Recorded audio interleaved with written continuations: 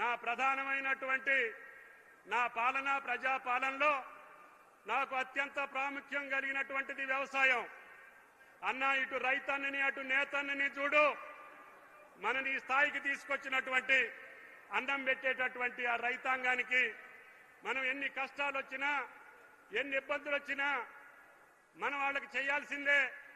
కాబట్టి మీరు ఏది చెబితే అది రైతు బిడ్డగా నేను చేస్తాను అని చెప్పి మాటిచ్చి మాట తప్పని మడమ తిప్పని నాయకుడిగా ఈనాడు తెలంగాణ రాష్ట్ర ముఖ్యమంత్రి. ఆయన ఆర్థిక పరిస్థితి ఎసులుబాటు లేకపోయినా గత ప్రభుత్వం యొక్క నిర్వహణ వల్ల కొన్ని ఇబ్బందులున్నా కష్టాలున్నా అన్న మాట ప్రకారం రైతులను రుణ విముక్తులు చేస్తాను. కాంగ్రెస్ పార్టీ చెప్పినటువంటి 2 లక్షల లోపున్నటువంటి నా రైతాంగానికి రుణమాఫీ చేస్తాను అని చెప్పి మొదటి సంవత్సరంలోనే 25 లక్షల మంది రైతాంగానికి 21,000 కోట్లు అప్పు తీర్చినటువంటి మన పెద్ద రైతు రేవంత్ రెడ్డి గారు అని చెప్పి మీకు ఈ సందర్భంగా మనం చేస్తున్నాం. ఈనాటికి భారతదేశంలో ఏ ప్రభుత్వం ఏ రాష్ట్ర ప్రభుత్వం చేయలేనటువంటి అది దుస్సాహసం. అప్పుల్లో ఉన్నా ఆర్థికపరమైన వెసులుబాటు లేకపోయినా అన్నా నేను మాటిచ్చాను, ఒకేసారి రుణమాఫీ చేస్తేనే ఆ రైతు బాగుపడతాడు తప్ప గతంలో మాదిరిగా 4 కితాలకు వేస్తే ఆ అప్పు తీరదు, వడ్డీ మిగులుద్ది, మళ్ళీ రైతు వడ్డీ కట్టుకోవాలి తప్ప ఆయనకు అప్పు తీరలేదు. అందుకని వాళ్ళని కాదని మన గెలిపించారు. కాబట్టి నాకు తెలుసు కష్టం ఉన్నదని, అయినా సరే 21,000 కోట్లు వాళ్ళ ఖాతాలో జమ చేయాల్సిందని చెప్పి పట్టుబట్టి మన రుణ విముక్తులు చేసినటువంటి మన రాష్ట్ర ముఖ్యమంత్రి. ఆయన ఎప్పుడు కలిసినా పల్లెల గురించి, అదేవిధంగా రైతుల గురించి, నేతన్నల గురించి, సామాన్యుల గురించి, కష్టజీవుల గురించి మాట్లాడే ముఖ్యమంత్రి మనకి దక్కటం మన అదృష్టం. అందుకని ముఖ్యంగా రైతాంగం పచ్చగా ఉంటే, రైతాంగం సంతోషంగా ఉంటే రాష్ట్రం సంతోషంగా ఉంటుంది. అదేవిధంగా రైతు ఏడ్చిన రాజ్యం ఎప్పుడూ బాగుపడదని ఆయన సూత్రం. అందుకనే మనకు బాధలుంటే ఉండొచ్చు కానీ రైతుని బాధ పెట్టొద్దని చెప్తాడు. అందుకని ఎన్ని ఇబ్బందులు వచ్చినా మొదటి 2 సంవత్సరాల్లోనే 1,04,000 కోట్లు రైతుల జేబుల్లో మీకు బదలాయించినటువంటి ఏకైక ముఖ్యమంత్రి భారతదేశంలో. ఆనాడు ఎప్పుడో మన్మోహన్ సింగ్ గారు ఉన్నప్పుడు దేశం మొత్తానికి 70,000 కోట్ల రుణమాఫీ చేస్తే మన ముఖ్యమంత్రి రైతుల ముఖ్యమంత్రి, రైతు బాంధవుడు ఒకే సంవత్సరం 21,000. ఈ భారతదేశంలో ఏ రాష్ట్ర ప్రభుత్వానికి అది సాధ్యం కాలే. కానీ దాని గురించి కూడా కొంతమంది కోహనా రాజకీయ నాయకులు ప్రస్తావిస్తుంటారు. అది మాకు కొంచెం బాధాకరం. అందుకనే మాకు మీ యొక్క విమర్శలను మేము పట్టించుకోం, మీ యొక్క సెటైర్లు మేము పట్టించుకోం, మీ యొక్క అబద్ధాలను మేము పట్టించుకోం, మీ అవాస్తవమైనటువంటి ప్రకటనలు మేము పట్టించుకోం. మాకు రైతు కళ్ళే కనపడుతున్నాయి, ఆయన కళ్ళల్లో ఆనందం చూసేదాకా ఈ ప్రభుత్వం వెనకడుగు వేయదు అని చెప్పి ఈ సందర్భంగా మనం చేస్తున్నాం. అందుకని రైతు భరోసా కూడా పంటల యొక్క భరోసా ఆయన చెప్పారు. అన్న ఎట్టి పరిస్థితుల్లో మనం రైతు భరోసా వేయాల్సిందే, రైతును ఆదుకోవాల్సిందే. 9,000 కోట్లు 9 రోజుల్లో రైతు ఖాతాల్లోకి జమ చేసినటువంటి ముఖ్యమంత్రి మన రేవంత్ రెడ్డి గారు.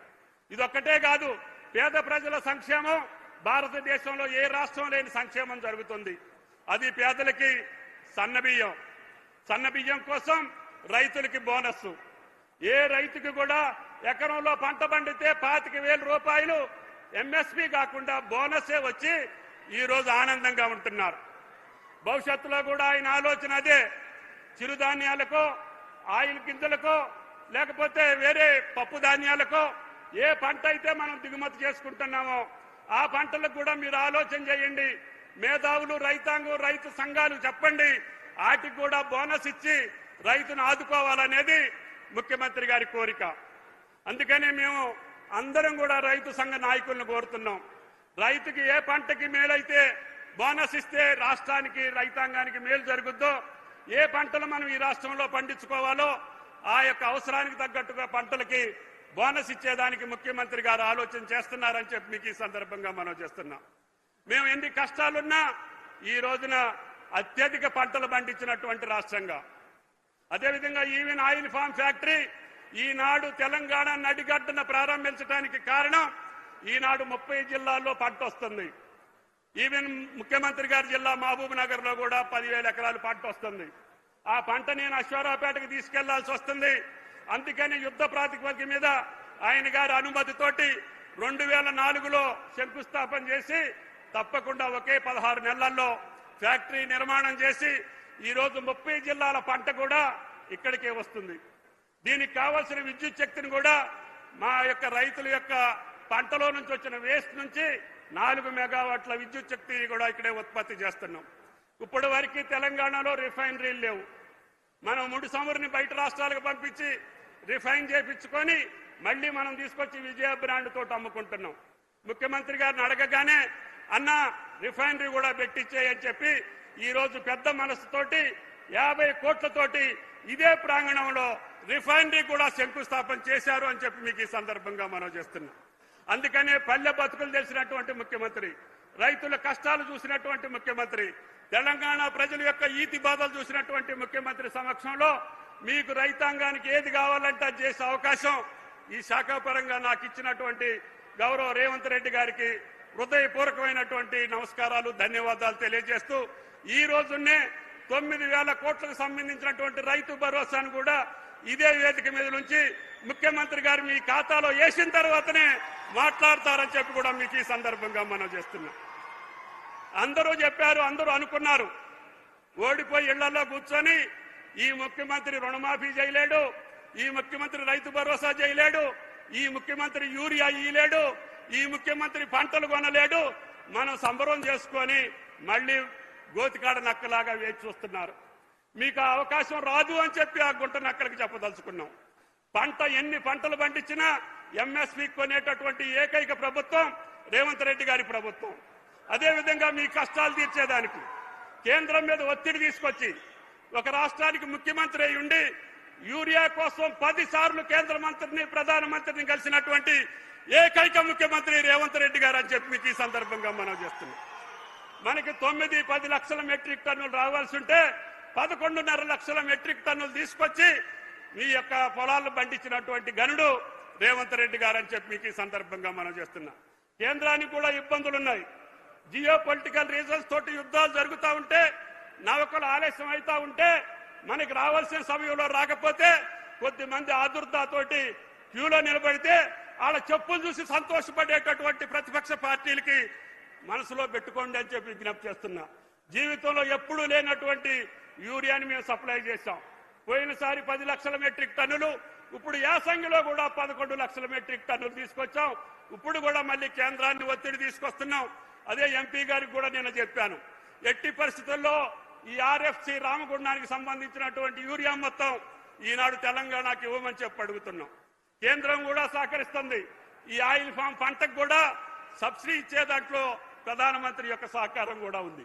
అందుకనే తెలంగాణ 30 జిల్లాలని పచ్చబడాలంటే పామాయిల్ పంట వేయాలి, నా రైతు సంతోషంగా ఉండాలి, నా రైతు కష్టాలు తీరాలి, నా రైతు బిడ్డలు ఈ రోజు అగ్రగామిగా నిలబడాలి అని అంటే రేవంత్ రెడ్డి గారి రాజ్యంలోనే అది సాధ్యపడుతుంది.